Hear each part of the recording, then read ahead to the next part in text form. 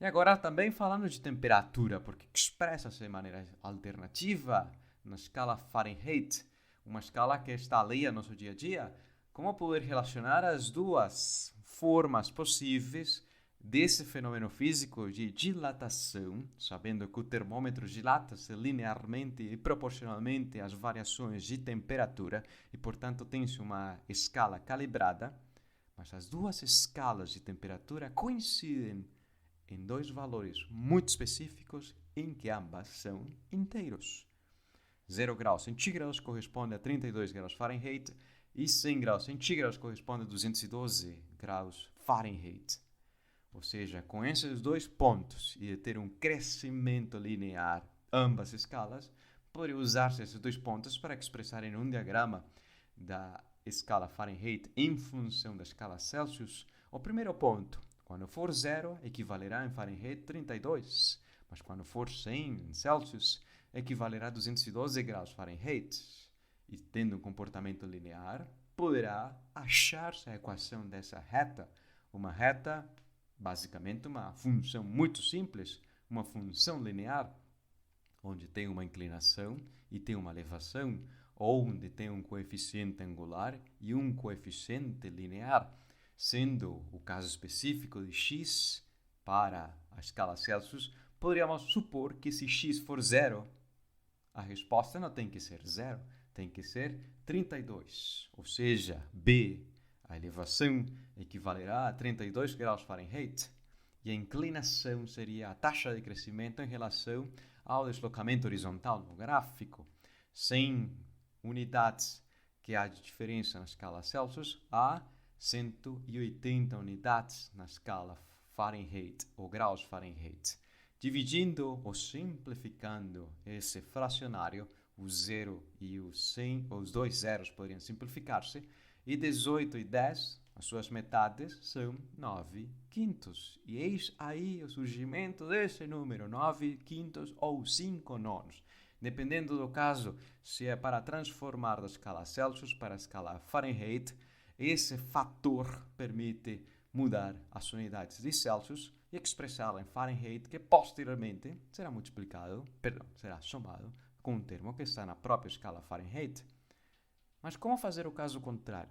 Se for na escala Fahrenheit para Celsius, basicamente seria expressar a função inversa dessa que já foi achada, ou seja, tentando isolar a temperatura na escala Celsius, o número 32 Fahrenheit passaria para a esquerda e, posteriormente, tudo o que está à esquerda multiplicaria-se por 5 e dividiria-se por 9 graus Fahrenheit.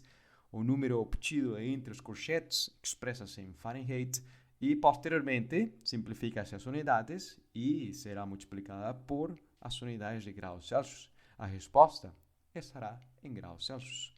E é isso aí porque, às vezes, entre as confusões, será 5 nonos ou 9 quintos. Pelo menos com essa explicação espero fazer-me entender, porque essa moça está caminhando muito feliz na estrada, mas com essa temperatura parece nas braças do inferno. Será que é muito quente? Essa temperatura é uma onda de calor?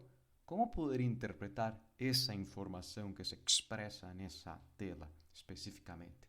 Pelo menos teremos que transformá-la às unidades que usamos bem no nosso dia a dia. E 114 menos 32 e posteriormente multiplicando por 5 e dividindo por 9 graus Fahrenheit, simplificam-se as duas unidades de graus Fahrenheit, a resposta estará na escala Celsius, equivalente a 45,5. Uau, bastante quente. Há que sofrer com esse calor ou essa altíssima temperatura. Mas se for ao contrário, se uma pessoa estrangeira de um país onde usa-se a unidade de medida da temperatura como a escala Fahrenheit, chegasse ao Brasil, principalmente se a São Paulo, e observasse 11 graus centígrados, mas que isso? Se fosse 11 graus Fahrenheit seria gelo completo, mas ainda assim não há gelo, está fazendo frio. Qual seria a equivalência dessa temperatura? Porque essa pessoa não tem a costume de expressar a temperatura na escala graus centígrados. Qual seria a equivalência? Haverá que substituir essa informação, multiplicá-la por 9, mas dividido por 5 graus Celsius, dividem-se as duas unidades e, portanto, o número obtido na multiplicação e na divisão está expresso na escala Fahrenheit. Isso implica que a resposta seja equivalente a 51,8. É frio, mas não tanto, porque talvez no país onde vem é mais frio ainda. Mas, enfim, é uma sensação que cada quem experimenta. O frio é algo muito particular. Mas, falando de temperatura, a outra unidade alternativa que se usa bastantíssimo na indústria e principalmente em casa. Quando alguém deseja comprar uma máquina para deixar o ambiente mais frio, tem ar-condicionados e muitas opções de potência e opções para resfriamento. Essas unidades britânicas de temperatura, BTUs, associadas ao calor necessário a ser removido para resfriar ou esquentar a massa de água equivalente a uma libra de água. Essa quantidade em joules de energia está fundamentada no calor específico, uma informação que é uma constante da matéria, da substância, nesse caso da água, é a quantidade de calor que deverá ser removida dessa massa para variar sua temperatura em uma dada informação. No Sistema Internacional de Unidades seria joules, quilogramas por a escala Kelvin, mas nesse caso BTUs usa-se bastante no contexto de caracterizar substâncias que queimem, que gerem calor, e especificamente seria o fogo do gás natural, o fogo do propano e o fogo do carvão. Qual dos três fogos atinge uma maior temperatura? Quimicamente, depende da composição, mas observando a imagem, existe uma resposta associada à tonalidade da chama. E nesse caso, quanto mais azul seja essa chama, mais energética será a combustão. E esse é o motivo por trás de ter uma boa chama azul na cozinha, não só para evitar a fuligem, mas para fazer uma combustão adequada do gás natural. Mas diferentes tonalidades de chama estariam associadas a diferentes temperaturas da combustão. E agora, conversando, ou falando, melhor dito, de potência térmica, ou seja, quanta energia térmica consegue remover, mas por unidade de tempo, um BTU, tendo presente que o BTU equivale a 1055,06 joules por hora, a 3.600 segundos, seria uma fração de watts potência. Mas um BTU é pouquíssimo. Se uma máquina consegue remover um BTU por hora, mas esquenta a mão de uma pessoa um cubo de gelo por hora. Mas nesse caso, se for o ar-condicionado comprado nos dias de verão para deixar um quarto muito mais ameno, poderá ser o mais comum, 12.000 BTUs, que só se diz assim, mas na verdade deve estar expresso na caixa da compra desse equipamento, 12.000 BTUs por hora. E qual será a potência que consome ou que necessita para trabalhar?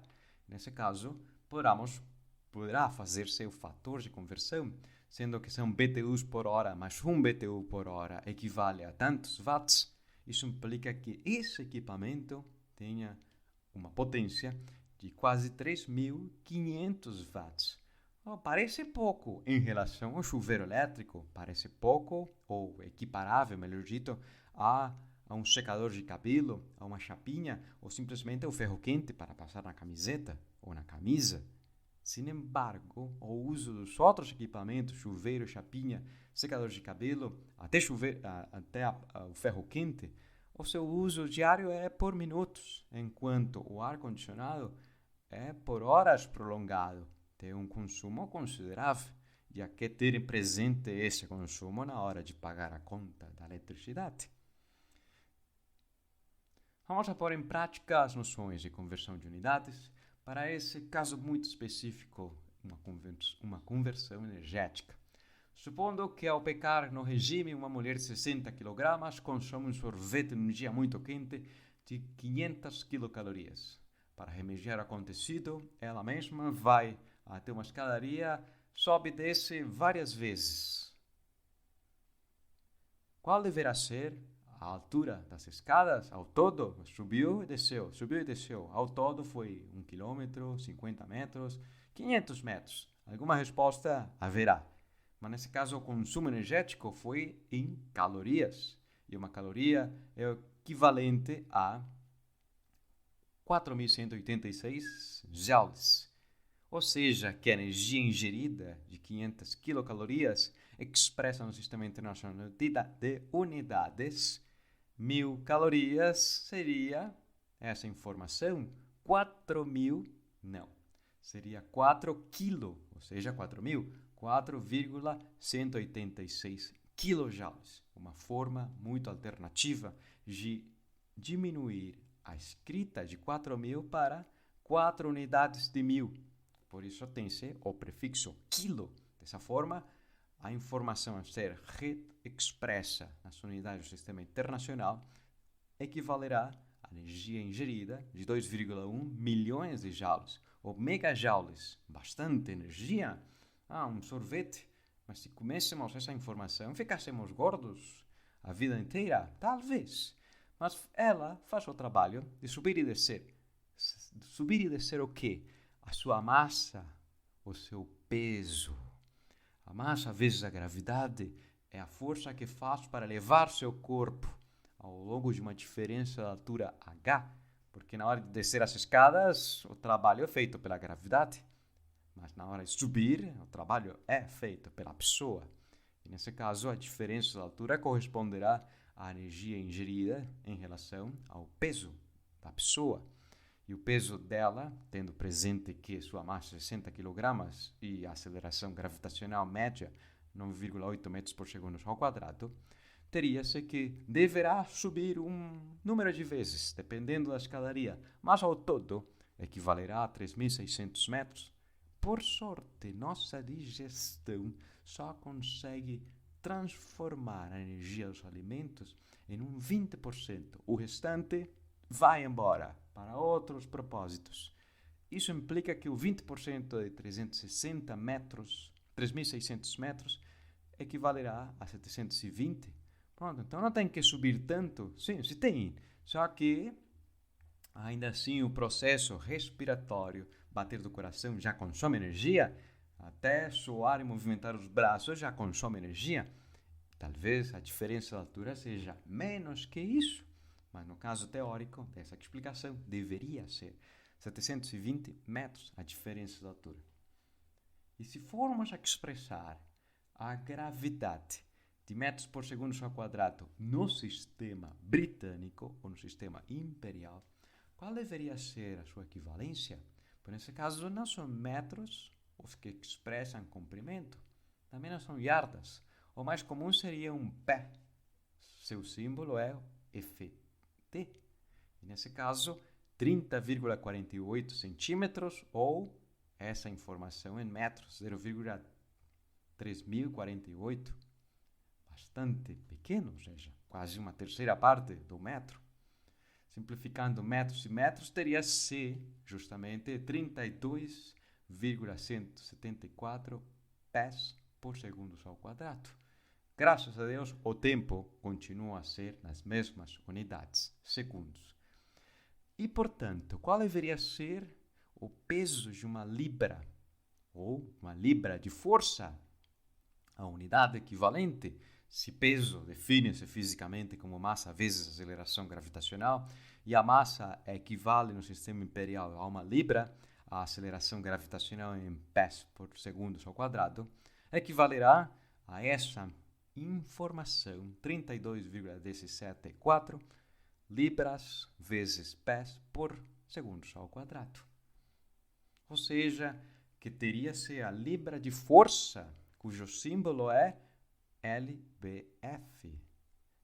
E a libra de força equivaleria no Sistema Internacional de Unidades a massa de uma libra expressa em quilogramas, a aceleração gravitacional como expressa-se nas disciplinas de física, metros por segundo ao quadrado, implicando que seja 4,443 newtons de força.